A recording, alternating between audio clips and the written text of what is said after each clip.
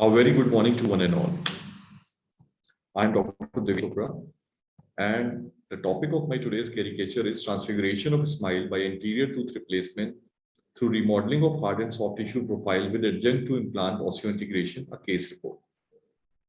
Substitution of missing maxillary front tooth with lingering edge imperfection is a test and hard assignment to accomplish by virtue of the higher expectation.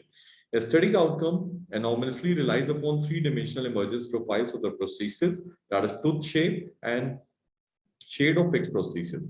The emergence profile is reliant on remaining alveolar ridge volume, width, and length. Now, careful treatment planning is obligatory. Why? For the accomplishment of the objective of an anticipated aesthetic outcome for anterior ridge defects. Tooth loss in the anterior maxilla causes early bone resorption, however, essentially in the horizontal direction, and mostly loss of bone occurs on the buccal side. There is a high incidence, that is 91% of residual ridge remodeling after anterior tooth loss. Most of these lie in Siebert's characterization of class 3. For augmentation of defects, bone can be harvested from non-essential bones like iliac crest, symphysis area, and anterior mandibular ramus area. The present case report demonstrates a technique using a modified rolled palatal pedicle connective tissue graft with an autogenous bone graft from mandibular symphysis area to correct the localized maxillary anterior alveolar ridge defects while replacing an anterior missing tooth using implant therapy. Now, coming up to the clinical report, a systemically healthy patient aged 20 years reported to the Department of Prosthodontics with a chief complaint of a missing tooth and a discolored tooth in the maxillary anterior region. After intraoral and radiographic examination, a severe alveolar ridge deformity you can see in figure 1A and a root canal treated with maxillary left central incisor.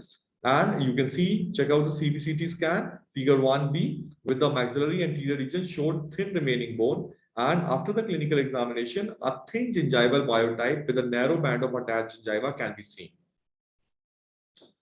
After the patient's consent, we have decided to go for autologous bone grafting followed by implant placement for the missing tooth and PFM crown for the central incisor region. Hard and soft tissue augmentation followed by fixed prosthesis were explained to the patient, and we have drafted the treatment in a following manner. Patient preparation has been done. After administration of local anesthesia, we have decided to go in 3 steps. First is implant placement, then donor site preparation for hard tissue harvesting, and thirdly, donor site preparation for soft tissue augmentation. You can check out the photographic depiction of the actual procedure in figure 1C. After the pilot drill has been done, with the help of paralleling depth pins, we have analyzed the parallelism with the adjacent tooth. And when we are sure, finally, the torquing of the narrow diameter implant, that is 3 millimeter and 11.5 millimeter, has been torqued with the 40 Newton centimeter torque. And now, donor site preparation for hard tissue augmentation. In the attached gingiva, a midline vertical release incision, which you can see in figure 2A, was performed to get the access to the donor site extending from distal sides of both the canines. Degortication was done using a round refined burr, and then particulate bone graft material was taken from the mandibular symphysis region, you can see in the figure 2B, and compacted on the defected side, and the area was covered with a biodegradable membrane. Now, donor site preparation for soft tissue augmentation. A partial thickness horizontal incision, you can see in the figure, was made on the palatal aspect of the ridge at the mesial line angle of the central incisor to the mesial line angle of the canine. From the horizontal incision line, an oblique incision was placed from mesial line angle of the right canine to second premolar. Care was taken to maintain at least a 3 millimeter distance from the gingival margin of the teeth to the oblique incision. The partial thickness flap was reflected from oblique incision line to expose the underlying connective tissue. And the palatal connective tissue pedicle graft was then outlined by gingival full thickness incision along the oblique incision line, and parallel incision were given from the mesial line angle of the central incisor, as you can see in the photograph. These parallel incisions were joined by a horizontal incision at the apical end, and care was taken to avoid damage to the nasopalatine and greater palatine nerves and vessels. The length of the palatal connective tissue pedicle graft was approximately 2 times more than the apicocoronal length of the ridge defect. And as you can see, finally, we have closed it with horizontal metal sutures on the donor and defect side. The sutures were removed after 2 months and 3 months post-operative evaluation done of the healing. And you can see in the photograph a beautiful soft tissue and osseointegration we have achieved. A second stage surgery was performed after 6 months for exposure of the polymucosal element and the placement of a healing abutment to recontour the emergence profile. And after that, simultaneously, we have given the provisional ground. Now you can check out the photographs for the definitive restoration. Figure 5A, milling of titanium abutment and preparation of the adjacent central incisor. And in figure B, you can check out the final impression. We have used polyvinyl siloxane impression material, putty consistency and light body consistency. In figure 5C, the metal coping tile done. And in figure 5B, you can check out the final and definitive restoration. Now coming up to the discussion part. Loss of teeth can turn into a distressing circumstance. Dental implants are the treatment of decision for the restoration of missing teeth these days.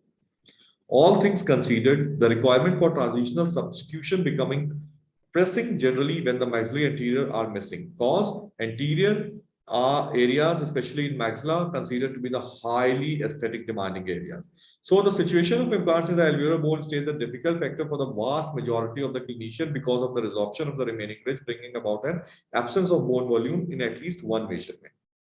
Different soft and hard tissue manipulation strategies were suggested for the amendment of alveolar deformities, and methodology for hard tissue enhancement include autologous block grafts, bone grafts and substitutes, and guided bone regeneration procedure.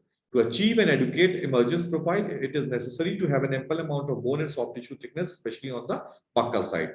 And the techniques for soft tissue profile improvement include on-lift mucosal graft, interpositional connective tissue grafts, pouch grafts, roll pedicle grafts, and modified roll pedicle grafts. And in the current scenario, these roll grafts are considered to be the viable treatment alternative to achieve a desirable soft tissue contour.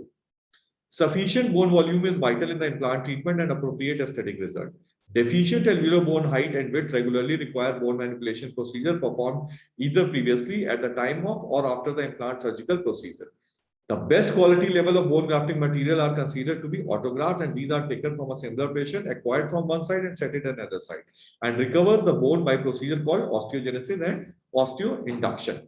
So we have considered symphysis region and had been selected for harvesting in this clinical situation to cover the defect due to the presence of denser bone.